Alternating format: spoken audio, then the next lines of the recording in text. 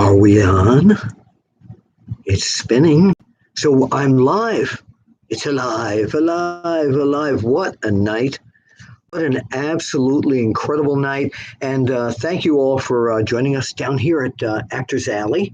I am the gatekeeper, as you know, Bill Apter, and it's fabulous to see you all. And I haven't done this live chat in quite a while now. I'm seeing me as I'm looking at me with the OneWrestling.com logo backwards. So if you're seeing that too, just read it backwards. Anyway, AEW premiered tonight on TNT. And I got to tell you something. You know, I'm known not to be a very critical type of person. People say, you know, Apter plays by the rules. Well, I guess I'm doing it again because I was thoroughly knocked out tonight by the premiere of AEW. I thought it was fabulous. So I thought what we do before I start taking questions and reading your responses, I thought what I do is there's a guy who does this special segment on the Apter chat called Road Trip. His name is Mac Davis, and you know what? I'm going to give him a call because he and I were IMing together earlier, and I told him I was going to give him a call and see what he thought. So let's see if we can get him. Mac Davis, is that you? That is me. All right, we are here right now and on the Apter Chat Live, and so we're coming to you on a road trip. Oh, did we lose you, Mac? No, I'm still here. Okay, well, my cell phone was doing weird things. Are you still there? All right. I'm still here. All right, you're still here. So I was just telling our audience that, man, what a night. You know, people always sit down to watch Expect, but from the beginning till the end, I felt like I was watching, and it helped to hear Jim Ross and Tony Schiavone and Excalibur. I felt like I was watching the heyday of when everything was so crazy at WCW. Tell me what you thought. My first thought, Bill, truly was that was the fastest 2 hours of TV I've watched in a long time. Yeah, and very quickly. The first match with Cody, I thought was really well done. A great way to start the show and set the tone, not only for the show, but for the new federation as well. I just think that this new league in wrestling is something that is really going to be taking notice, and I'm sure tonight helped them quite a great bit. So you would pick that match as your highlight of the night? For me personally, that was my highlight of the night. They had a few problems during the show, minor problems, and those are things that, quite honestly, I expected to see more of that we didn't see.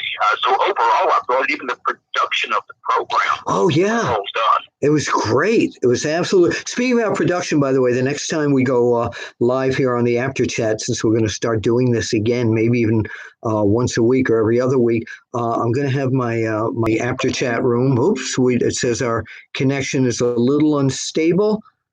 Hold on. Okay, all right, video here. But we're good. We're good. So one of the big shocks is you never knew who was going to really threw him off a little bit was they may have taken it for granted. They may have taken it for granted that people knew who everyone was. There should have been a little, like, for example, when the Lucha Brothers came out. So I think that was the only downside I saw. But that upside at the very end, the upside though, was amazing when I'm going to call him Jack Swagger showed up and the fans were all yelling out, "We the people," and he looked like a monster. So, I mean, it could be a situation where every week somebody else is going to show up. Well, we've heard Cody comment that we've only seen part of their full roster. Even on their pay-per-views leading up to that we have not seen, you know, the majority of their roster. So I'm really curious to see who's still to come. And you also keep in mind all the people that we do know that are on that roster that we've seen in the pay-per-views leading up to tonight's TV show. those guys weren't even on the show tonight. Oh, so right, still right. all that talent that we don't even see yet. Although the go-vacation of the Did you find that you forgot that John Moxley is working for them, and all of a sudden he just showed up out of nowhere? I did. I actually thought that it was good that he, had that issue that held him off that last pay-per-view, and I think it made tonight's Impact even better. Oh, absolutely. Well, it's not Impact now; it's AEW. Now, we have so much, and we're going to get back to tonight's show. We have so much wrestling. You mentioned Impact Wrestling now Tuesday nights on Access TV. You know what I want to see, by the way, and this is an editorial out to Anthem Entertainment. Do you remember back in the days of the Joe Pedicino show, WATL in Atlanta used to run like a 6-hour wrestling block? Yes. Wouldn't you like to see that again on Access TV, where they have a night or several nights of Impact Wrestling, Women of Wrestling, New Japan Pro Wrestling, maybe bring Ring of Honor back to there, maybe bring MLW onto? Wouldn't that be terrific? I actually think that'd be a great idea, and surprised that they haven't already started moving in that direction. Yeah, well, they just took over there. So I'm going to put somebody in the chat. So let's go over one of the other things that was a nice surprise, and I was so glad that they. I love seeing Earl Hebner. Go ahead, Mac. I love seeing Earl Hebner. We had a chance to speak with Earl recently, and he was so excited to be back into wrestling, especially because, for a while he thought he wanted to get away from it. And when AEW came calling, it really kind of, gave him a reason to get out and start moving around again. Yeah, bring him back. Excalibur, Tony Schiavone, and Jim Ross, I thought, were an excellent 3-man blend. And it was, again, a lot of fans were texting me during the show and IMing me that especially Jim Ross and Tony Schiavone just made them feel nostalgic all over again. Out of the gates, they sounded great. And that's something that, they've been trying to work with the announcers on all the pay-per-views leading up to now. Yeah. And I think tonight's combination was right on the money. The production, the look of the arena there, I thought was fabulous. I like the high shot. They had a floating high shot from the top of the arena. I guess that may have been a drone they were using or something, but really it's unique. This connection is unstable again. Please try. We are reconnecting. There we are. We're back. So I want to talk about, so Mike Matthews, hi Mike, says it was a good show. I like that they didn't have Kevin Dunn's shaky camera like WWE that makes it unwatchable. So I don't know if it's Kevin Dunn or just the cameraman being nervous. But okay, good comment. Derek Kennedy, hey Bill, hey. Derek agrees with you, saying that it was definitely a fast show. And Hegman 42 says fastest 2 hours of TV I've seen in a long time. Derek Kennedy said his favorite match was Rio versus Nyla Rose. Now you see, I rarely disagree with anyone, but I thought there were 2 matches where the show got a little where the crowd wasn't into it as much. And what's that? It got a little wonky. Yeah, it did. Bill, the one thing that I did notice, if you watch the match during that side-by-side view when they went to commercial, the majority of that match, there was some incredible action taking place during the... But yeah, that particular match, I just think that I don't know, it just seemed like the timing was off to me. I don't know if everybody thought of that, but it's a very surprising finish that the way that Riho saw some of AEW, and no, I'm sorry, I saw some of NXT, and I thought they did. I DVR'd it, and I will be watching that right after we get here. Robert Lofton, hey Bill, hey Robert. Raziel Ramos, hey Bill. what is his thoughts on Finn Balor's return to NXT? I thought it was great. It was a good surprise. I did see that part of NXT. Again, if NXT and AEW are going to be competitive, I think that NXT's got to have some of the established names like AEW had in Chris Jericho, Kenny Omega, et cetera, et cetera. What do you think, Mac?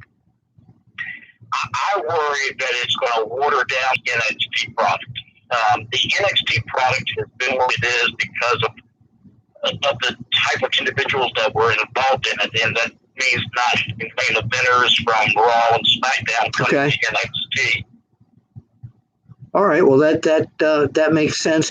Brian V said, "Hey Bill, Jim Ross and Tony Schiavone, Excalibur, best broadcast team. I like how AEW focused more on their own talent." Or agreed. I think they were a fabulous broadcast team, and especially since they haven't done, they've done pay-per-views, etc. But it was that team just kind of slid into everything. It was very, very comfortable. It was very easy to listen to, and on the other end, I love Mauro Ranallo. He brings that boxing. He brings that boxing aside. That as soon as I heard Ross and Schiavone, it just took me back. To that. And it felt familiar. So let's see. I took, instead of on the computer, you see what I got here? My old notepad. And I took some notes here. So let's go over some of the notes that you know what? I wrote down in big letters, this seemed like a wrestling show. Yes. Yeah, it actually seemed like an old school pro wrestling show. I was really surprised so early in the show, the sportsmanship that allegedly was going to happen with Sammy Guevara shaking hands with Cody. I was shocked to see Chris Jericho come out and attack him so early in the show and brutally attack him. I mean, it's like the old attacks on the American Dream, Dusty Rhodes by the Four Horsemen early in the show. I thought there was a perfect blend of old school, new school, and I'm trying to remember if there was anywhere on the program. Yeah. So I mean, that was 2 hours of nonstop wrestling and quality, good wrestling. All right, and then we had MJF, of course, Maxwell Jacob Friedman, rile up the audience and beat Brandon Cutler by submission. It was a good match. Now, here is where the Jay and Silent Bob radio show thing kind of, now this was to pump up their movie that Chris Jericho is in, of course, and also to pump up the upcoming tag team tournament. But a lot of people didn't know who those two guys, the wrestlers who came out there. His interview felt like he was yelling instead of just talking. Yeah, he did. But you know what saved the day? Atlas Security, they're back. Yes. Yeah, that was so good to see Ronnie and the guys back again. Hangman Page and Pac, and that's where referee Earl Hebner came back, and Pac won that match. Now, a lot of people thought that match was a little on the slow side. I found it seemingly like a I kind of seemed. It felt like a shoot fight to me at the beginning. By the way, Brian V says, why does the broadcast keep lagging in and out? Something with the internet connection here, Brian. So the next time we do this, we'll be closer to the router. That we then had the Nyla Rose and Kenny Omega came to the rescue when Riho was being abused afterwards. And a lot of people want to know now if we're going to see a Kenny Omega versus Nyla Rose match. What do you think? So, Leo Train, I really can't tell with him right now because his character is kind of blurry lines on where he's going to end up. Yeah. He's been doing that for the last couple of weeks now. Yeah. And then, of course, we had the main event. And I love how Justin Roberts, by the way, is an ring announcer. And I love how he announced this is the main event of the evening. I think all shows need to do that. Yes. It makes everything seem even more special. But it was Kenny Omega and the Young Bucks against Ortiz, Santana, and the world champion, Chris Jericho. And that was one of the Young Bucks was pinned, which really surprised me. You know, just from their outfits, they still remind me of the a young version of the Rock and Roll Express. It's hard not to think that every time you see him, to be honest. Absolutely. And at the end of that thing, of course, Cody ran in, and I thought, because he had a Band-Aid on, I thought the old Dusty Rhodes thing was going to happen, that he was going to be a bloody mess. Then Dustin Rhodes ran in, and then all this whole... There's people come from the back like Dustin Rhodes. They're like, okay, there's a surprise. He came out, and there's Dustin. You didn't expect Jack. You didn't expect to see a couple of faces show up like that. And when he popped out, it was a total surprise. Oh, absolutely. So overall, on a 1 to 10 scale, with 10 being best, what night? You know, I've taken account that this is their very first show on TNT. They've done pay-per-views, I know, but this is their first televised program, which is forming a whole lot different. Yeah. And keeping all of that in mind and everything they went through, I would give them a 9 out of 10 just for a couple of tiny little things. They could have got a 10 out of 10. But overall, I thought it was an extremely strong show. Yeah, I did too. And, you know, had you asked me first, I was going to say a 9 as well. There were a few things. Like, to me, the biggest issue was that, who is this guy? I knew who they were. But a lot of people who don't follow AEW don't know. Now, as you know, next week they're in Boston, and Boston fans, and I mean this well, are crazy. They're great. And then the next week they're in Philadelphia. I'm going to be there for that one. A lot of people ask me why I wasn't there tonight in Washington, D.C. And do you know, Mac Davis, why I wasn't there? Yeah. I wasn't there, and I'm going to tell you and everyone else out there, I wasn't there because I wanted to see it on TV, not afterwards. You've been doing with us on your road trip segment. Thank you very much. Thank you very much, Bill. It's something I really enjoy doing, and I know that you and I will be seeing each other in October in just a few weeks. Yes, we will. So I'm going to answer some of the fan questions. So hang on. So low-key 420, but not the real low-key probably. Bill Apter, how is your day going? It's going really well, and thank you for asking. Jim Willie's Junk. Great beginning and first chapter for AEW. I think Mac and I could not agree more. Andre Corbeil from Calgary. Haven't talked to you in a long time. Good evening, wonderful Willie. Love you. Well, thank you very much. Good to see you on here, Andre. We're going to stay on here for another 2 or 3 minutes, maybe 5 minutes, if anybody has any other questions. But the bottom line here is that we did not know what we were going to get. We had no clue. We didn't know what the arena was going to look like. We have no clue what any of this was going to look like. So I was very impressed with everything tonight. Also, I'm sorry, I didn't mean to cut you off. No, it's fine. Go ahead. That just before you called, I actually went on social media trying to look at what people were saying about the show and getting responses to see what everybody was writing. I really didn't see one negative comment about tonight's show.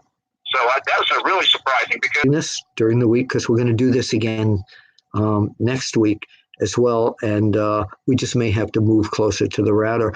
Do you think CM Punk is returning to AEW or WWE? First part to AEW, I don't think so. In WWE, the Godson.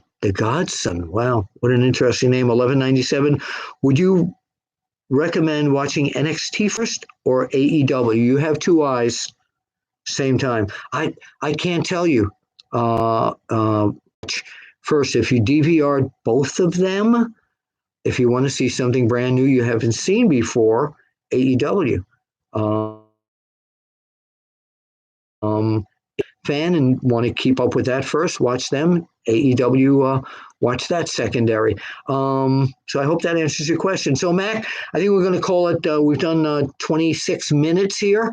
I think we're going to call that an evening. And somebody said, why are there only 12 or 13 viewers on here? We're up to 17 because we haven't publicized this. This was kind of like a last minute thing. We will try and get back into the groove of doing a live Apter chat, maybe once a week. And I'm so glad for the people who joined it. And you will be able to watch this as a replay here on onewrestlingvideo.com. And by the way, thank you to the 50,000 fans that watched my video of Road Dogg Jesse James talking about why he left WWE and why he came back, and for all the comments about, listen, let me explain this. All right. The name of my book is Wrestling Fixed. I Didn't Know It Was Broken. Hold on, I've got a copy of it here somewhere. I always carry a copy in my pocket. So that's the title, and shameless plug here. So there's the book. So people said, how can I ask him a question like that? Or doesn't he know this? Either of us for doing that, please. But again, I want to thank, wait a minute. We've got, we have the Godson, 1197. Bill, I noticed seeing you on old ECW episodes from 1994 on the WWE Network, taking pictures at ringside. Yes, if you go to WWE.com or the WWE Network and you put in my name, you'll see tons of shows that I've been on for them. And some of the shows were, besides being a talking head, that I was shooting at ringside. ECW is very dangerous for me to shoot at ringside. We'll take that up on another night. Joe, some more Jeremy Passmore. Where'd you go? I'm a wrestling magazine product, and this guy is a legend. Well, thank you so very much, Jeremy. I really appreciate you saying that. But like Captain Lou Albano used to say, I'm a legend in my own mind. You remember that, Mac? When I listened to you read the book to me and actually tell those stories, it was so much better. That audio version of me is the one people need to get. Well, thank you. I don't know if I have a copy on my desk behind me here. I don't want to leave everybody here just to look at the great background here, which we'll do on another time. So thank you, Mac. I appreciate that.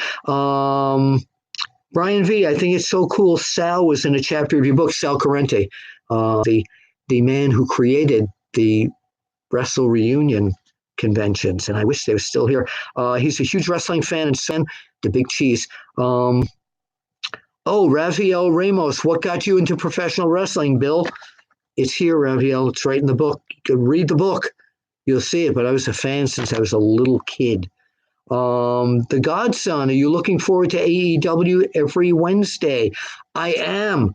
I will be watching it every Wednesday, and again, I will be at the Liacouras Center in Philadelphia in 2 weeks to see AEW. A lot of the fans, Matt, as you know, are calling it AEW now, right? Oh, yes. AEW in person. So thank you all for being here tonight, and we'll do this again next week. And I'll get that round in here. Well, I'm just Mac Davis. No. All right. So for Mac Davis, this is Bill Apter for the Apter Chat. And as we always say, Mac, we'll see you at the matches. Mac, one last question. Sure. Is wrestling